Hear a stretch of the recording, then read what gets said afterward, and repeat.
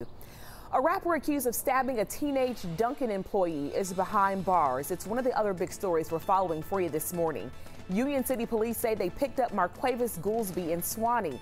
He's also known by his stage name Day Day. Video posted to his Instagram shows the moment police put him in cuffs.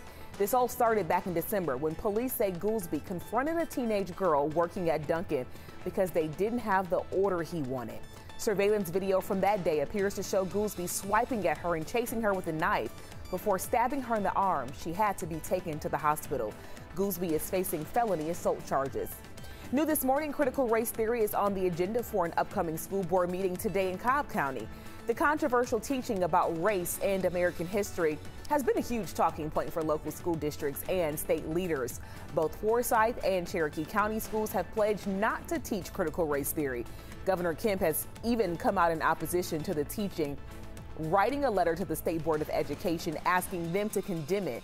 Meanwhile, supporters of CRT say ignoring racism doesn't make it go away. And the group that filed a $100 million lawsuit against Major League Baseball is hours away from getting its day in federal court.